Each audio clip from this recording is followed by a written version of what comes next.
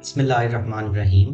Process safety management के elements हम study कर रहे हैं। इसमें आज हम QA quality insurance and MI mean mechanical integrity के एलिमेंट को स्टडी करेंगे और इसके साथ ही हम कॉन्ट्रैक्टर जो कंपनी में काम करते हैं, थर्ड पार्टी कॉन्ट्रैक्टर्स, उनकी सेफ्टी के मतलब भी पढ़ेंगे जो कि प्रोसेस सेफ्टी मैनेजमेंट का एक एलिमेंट है। शुरू करते हैं QA एंड MI से। QA stands for Quality Assurance and MI stands for Mechanical Integrity। Quality insurance जो डिपार्टमेंट है deals from purchase order to erection. किसी भी प्रोजेक्ट के अंदर जो क्वालिटी इंश्योरेंस का काम होता है कि परचेज ऑर्डर से लेके इरेक्शन तक सारे मामलात को डील करना। Erection mean installation of what we have purchased during the project. और मैकेनिकल इंटेग्रिटी जो है वो टीम डील करती है कमिश्निंग से लेके नॉर्मल ऑपरेशन और उसका थ्रू आउट द लाइफ जो है उस नॉर्मल पैरामीटर्स के ऊपर प्लांट को चलाना। ये मैकेनिकल इंटेग्रिटी की टीम का काम है। कमिश्निंग से लेके, कमिश्निंग मीन जब इरेक्शन के बाद आपका प्लांट जो है पहली बार आपके रिक्वायर्ड पैरामीटर्स के ऊपर जब चलाने की आप कोशिश करते हैं तो दैट इज कमिश्निंग, ठीक है। और आफ्टर सक्सेसफुल कमिश्निंग आप प्लांट हैंड ओवर करते हैं मैनेजमेंट को कि now you are ready to go with. Quality assurance means establishment and implementation of the procedures. Procedures को बनाना क्वालिटी एश्योरेंस का काम है कि प्रोसीजर्स को बनाना और इम्प्लीमेंट करवाना जो किसी भी इक्विपमेंट की फैब्रिकेशन के लिए इस्तेमाल होते हैं in accordance with design specs, assembled and installed properly। और इस चीज़ का ध्यान रखना कि उसकी डिज़ाइन स्पेसिफिकेशंस जो हैं वो मीट हो रही हैं, assembled ठीक हुए हैं और इंस्टॉल भी प्रॉपरली हुए हैं। ये है क्वालिटी इंश्योरेंस का काम। मैकेनिकल इंटेग्रिटी का जो टारगेट है वो है कि एलिमिनेट करना ब्रेक डाउन मेंटेनेंस को प्लांट में से by doing preventive maintenance of all safety critical devices with defined frequency. If not tested, अगर वो टेस्ट ना हो safety critical devices, then one must raise HSC waiver for it। HSC को inform करें। Mechanical integrity का काम ये है कि उन्होंने ब्रेक डाउन मेंटेनेंस को कम से कम करना है। ब्रेक डाउन मेंटेनेंस को प्रोएक्टिव मेंटेनेंस भी कहा जाता है। ये ऐसी मेंटेनेंस है कि जब प्लांट के ऊपर आपका काम चल रहा है और एकदम कोई मेल फंक्शनिंग हो गई, खराबी हो गई, तो उसे आप ठीक करते हैं, मेंटेनेंस करते हैं। इस तरह की मेंटेनेंस को ब्रेक डाउन मेंटेनेंस कहा जाता है। और प्रिवेंटिव मेंटेनेंस ऐसी मेंटेनेंस है कि आप पहले ही प्लान बना के शेड्यूल के मुताबिक बाई एनुअली आप जो भी प्लान बनाएं मेंटेनेंस का, तो उसमें आपका प्लांट बेशक ठीक चल रहा है लेकिन आपने शेड्यूल बनाया हुआ है, उससे प्लांट को बंद करेंगे और उसकी मेंटेनेंस करेंगे। That is the preventive maintenance के प्लांट जो है वो ऑटोमेटिकली यानी कि ब्रेक डाउन मेंटेनेंस से बच सके या करेक्टिव मेंटेनेंस से बच सके, ठीक है। MI का पर्पस है ब्रेक डाउन मेंटेनेंस को कम से कम करना और प्रिवेंटिव मेंटेनेंस को इस्तेमाल करके ब्रेक डाउन मेंटेनेंस को कम से कम करना of all safety critical devices with defined frequency. और अगर वो टेस्ट नहीं है तो HSC को ऑपरेशन जो यूनिट मैनेजर है responsibility is to ensure PM plans के जो भी प्रोडक्ट मटेरियल्स आप के प्लान्स हैं आपके प्लांट के, वो इंश्योर करना ऑपरेशन UM का काम है। Performance test, run of fire, water responsibility, ये जो है प्रोसेस इंजीनियरिंग सेक्शन का काम है। रिपेयर क्या है? Repair is the returning deteriorated equipment piece to its original design condition. जो भी आपका पीस, इक्विपमेंट, पार्ट खराब हो चुका होता है उसे ओरिजिनल डिज़ाइन कंडीशन में लेके आना इज नाउन एज रिपेयर। और RAGAGEP means recognise and generally accepted good engineering practices, कि ऐसी प्रैक्टिसेस को जो कि रिकग्नाइज भी हैं और जनरली एक्सेप्टेड भी हैं उनको अडॉप्ट करना। तो ये जनरल टर्मिनोलॉजीज हैं जो कि आपके QA एंड MI में इस्तेमाल होती हैं। अब हम देखते हैं कि क्वालिटी इंश्योरेंस के स्टेप्स क्या हैं। क्वालिटी इंश्योरेंस के स्टेप स्टार्ट होते हैं फ्रॉम प्रोक्योरमेंट। प्रोक्योरमेंट क्या है? चीज़ को परचेज करना। चीज़ को परचेज करने के सारे अमल को प्रोक्योरमेंट कहा जाता है, ठीक है। प्रोक्योरमेंट से स्टार्ट करते हैं। आपने कोई प्रोजेक्ट लगाना है, उसके लिए क्या क्या चीज़ें चाहिए उनको प्रोक्योर करना, उनको ख़रीदना, इधर से उसका काम शुरू होता है। उसमें सबसे पहला स्टेप आता है स्पेक्स प्रेपरेशन के जो आपको चाहिए चीज़ उसकी स्पेसिफिकेशंस क्या हैं, कितने अगर कोई कितने लेंथ है उसकी, कितनी विड्थ होगी, कितनी मोटाई होगी, गेज होगी, तो ये सारी और कितने इनके सारे ये पैरामीटर्स जो हैं वो स्पेक्स के अंदर आते हैं। और उसके बाद आता है purchase order preparation. Purchase order को हम पीओ भी कहते हैं आमतौर पे कि इसका पीओ जनरेट हो गया। वन स्पेक्स आपकी डिफाइन हो जाएं तो आप पीओ बनाते हो परचेज ऑर्डर कि इसको परचेज करने का एक पेपर तैयार करते हो कि हम इसे परचेज करना चाह रहे हैं, और उसमें फिर आप मटेरियल ऑफ कंस्ट्रक्शन भी डिसाइड करते हो क्वालिटी एश्योरेंस वाले। ड्राइंग और डॉक्यूमेंटेशन उसकी जो भी नेसेसरी है वो करते हो कि आपने जो भी चीज़ें मंगवाई हैं वो किधर किधर किस पार्ट में कितना कितना कैसे कैसे यूज़ होगा, तो ये भी क्वालिटी एश्योरेंस का काम है। टेक्निकल रिव्यू उसका करना कि टेक्निकली जो हमने स्पेक्स लिखी और मटेरियल ऑफ कंस्ट्रक्शन या ड्राइंग है वो ठीक है या नहीं है। उसके बाद वेंडर सिलेक्शन, वेंडर को ढूंढना कि किससे हम ये चीज़ें परचेज करेंगे, जो हमने स्पेक्स वाली मटेरियल्स डिज़ाइन किए हैं वो हम किस वेंडर से किस सेलर से ये चीज़ें लेंगे, तो that is a vendor selection, वो भी आपने देखनी है। Quality assurance and quality control plan for fabrication and installation. QA QC का प्लान जो है फॉर फैब्रिकेशन एंड इंस्टॉलेशन वो भी आपने बनाना है कि ये जो आ तो जाएंगी स्पेक्स के मुताबिक चीज़ें, अब उनको फैब्रिकेट करना है, उनको आपस में जोड़ना किस तरह है और उनको जोड़ के इंस्टॉल किस तरह करना है अपने प्लांट के ऊपर। So that is the installation. Development of inspection briefs के जो इंस्पेक्शन करनी है वो किस तरह करनी है, क्वेश्चनेयर फिल करने हैं, पीटीडब्ल्यूज फिल करने हैं, सो ये सारी चीज़ें inspection briefs. Defining hold points, ये डिफाइनिंग होल्ड पॉइंट होता है कि आपने जिस प्लांट के ऊपर आपका प्रोजेक्ट रन हो रहा है, चल रहा है, उसमें आपने कुछ पॉइंट्स ऐसे सिलेक्ट कर लिए अपने प्रोजेक्ट के दौरान जिनमें आपने अपने प्रोसेस को, अगर आपके कॉन्ट्रैक्टर ने वो पॉइंट अचीव कर लिया है, लेट सपोज 4 स्टेप्स हैं, 1 2 3 और 4, आपने तीसरे नंबर को कह दिया है कि ये होल्ड पॉइंट है। अब होल्ड पॉइंट क्या है कि जगह आपका कॉन्ट्रैक्टर 1 नंबर पॉइंट को कवर करेगा, 2 नंबर पॉइंट को कवर करेगा और 3 नंबर पॉइंट को जब कवर कर लेगा तो वो होल्ड कर देगा। They will wait for the inspection कि आप आए, उसे ओके करें, जब ओके कर देंगे तो फिर he will move towards next point. So these are known as hold point. So QA quality assurance जो है वो होल्ड पॉइंट्स भी डिफाइन करेगी। फैब्रिकेशन जो है वो वेंडर की, जो सेलर की शॉप है उसके ऊपर कौन सी होगी और ऑन साइट फैब्रिकेशन कौन सी होगी, ये भी आपके पास डॉक्यूमेंटेशन होनी चाहिए। कंस्ट्रक्शन के हवाले से आपके पास डॉक्यूमेंटेशन सारी कंप्लीट होनी चाहिए। और क्यूए क्वालिटी एश्योरेंस की चेक लिस्ट जिसके अंदर तमाम डेफिशिएंसीज मेंशन हो, कि कोई डेफिशिएंसी सारी मेंशन हो, ताकि आप चेक लिस्ट को जब फिल करें तो उसको फिल करते हुए आपको पता चले कि एक फुल प्रूफ सिस्टम बन जाए कि कोई चीज़ रह ना जाए।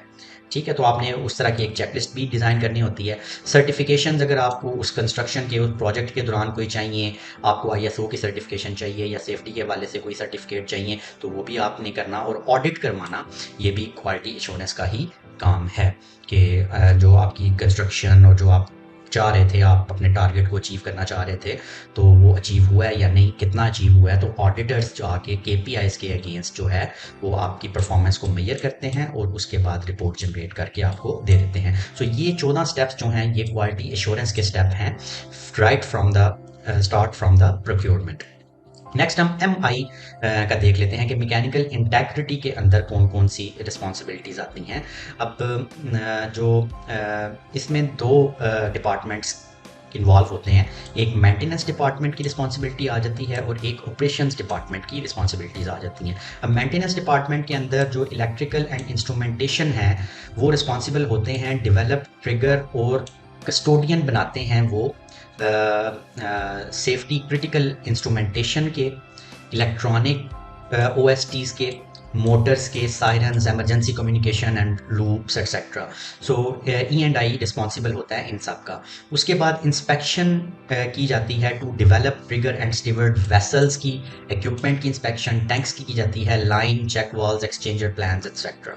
उसके बाद मशीनरी टू डेवलप, ट्रिगर, उसके बाद मशीनरी की बारी आ जाती है, equipment inspection and OST plans. उसके बाद establish and define frequency of which device and finalize them after review by operation unit manager।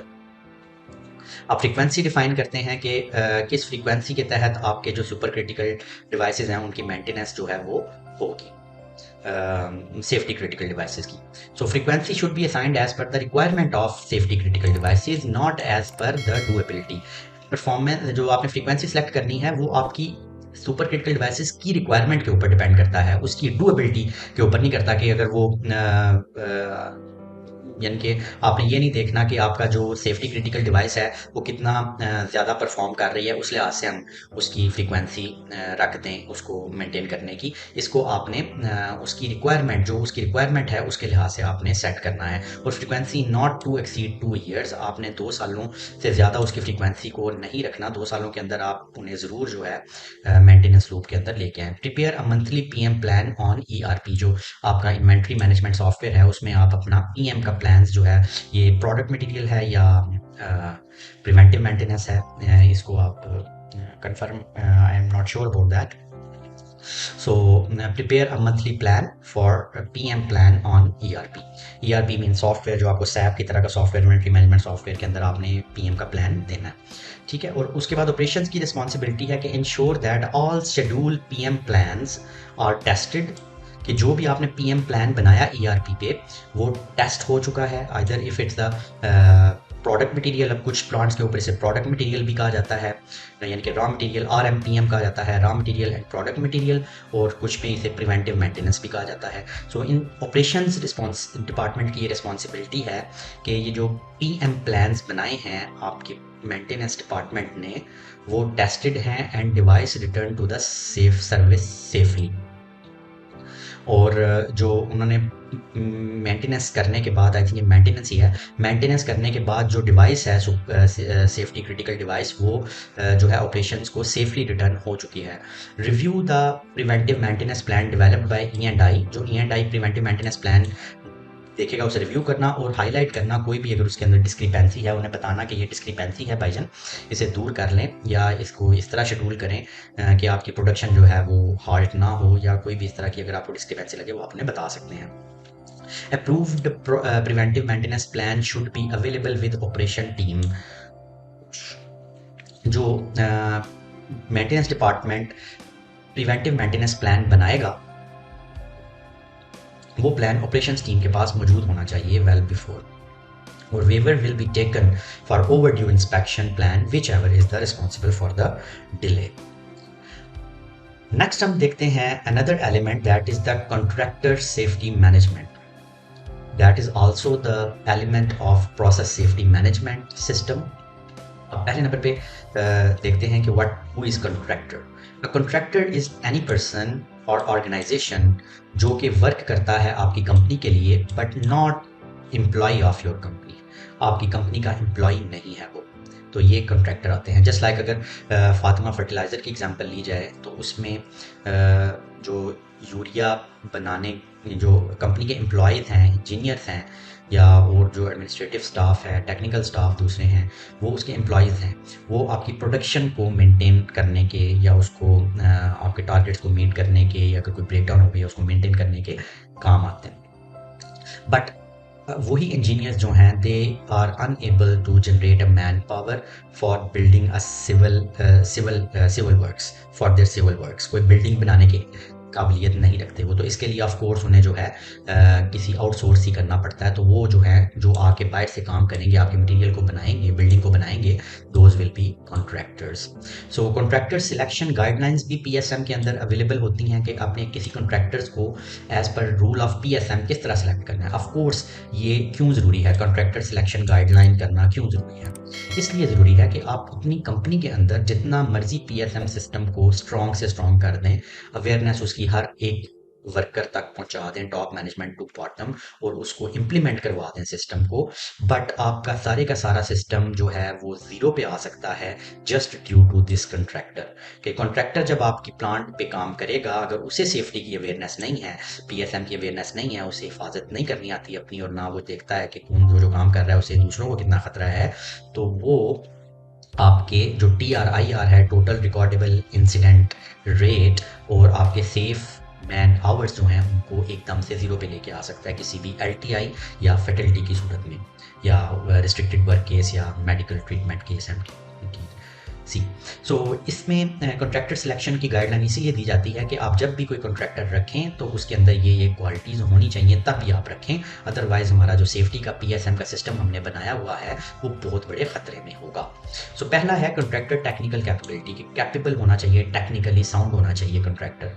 Contractor safety records it's TRIR and safe man hours, उसके TRIR और safe man hours का record check करें। क्या है कि वो पहले जिस कंपनी में काम कर चुका है उसमें उसने उनके टीआरआईआर्स को तो इफेक्ट नहीं किया, उनके वर्कर्स ने, या सेफ मैन आवर्स को तो नहीं डिस्टर्ब किया। अगर तो किया है तो फिर उसको आप दूर से ही सलाम कर दीजिए कि हमारा जो सेफ्टी का सिस्टम है वो इस चीज़ को अलाउ नहीं करता कि हम आप जैसे बंदों को रखें जो कि हमारे इन फैक्ट्स एंड फिगर को ख़राब करेंगे। तीसरे नंबर पे आप past performance of the similar job reference देखें कि उसकी पास्ट परफॉर्मेंस कैसी रही। कॉन्ट्रैक्टर क्वालिटी कंट्रोल प्रोग्राम जो है उसको आप चेक करें। Economic stability of the contractor, उसे चेक करना बहुत ज़रूरी है कि आइदर आपका कॉन्ट्रैक्टर जो आप हायर कर रहे हैं, जाहिर बात है आप सारी की सारी पेमेंट कॉन्ट्रैक्टर को पहले नहीं करते। आप कॉन्ट्रैक्टर को ये इस तरह का साउंड लेके आते हैं जो कि सारी कुछ पेमेंट का हिस्सा ले, और कंस्ट्रक्शन करने के बाद जब आप सेटिस्फाई हो जाएं तो बाकी अमाउंट आप बाद में उसके रिलीज़ करें।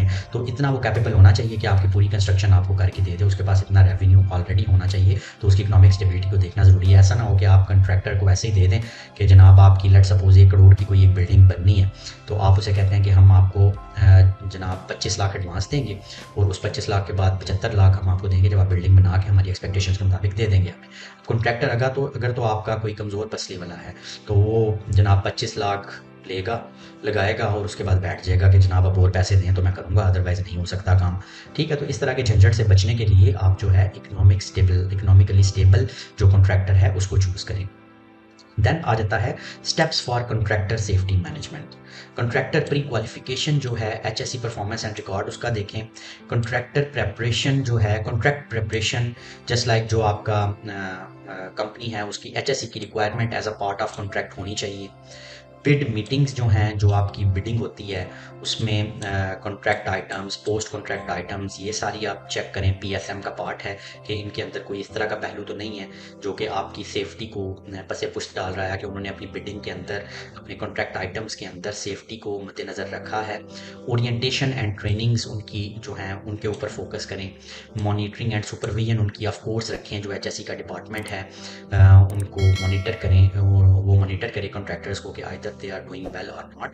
और contractor evaluation and record, contractor की इवैल्यूएशन और रिकॉर्डिंग भी साथ साथ करते जाएं कि वो किस तरह काम कर रहे हैं, ताकि एट द एंड आप जो है फिगर्स, नंबर्स के साथ जो है वो अपने रिकॉर्ड को प्रेजेंट कर सकें किसी के सामने। So that is all about contractor safety management.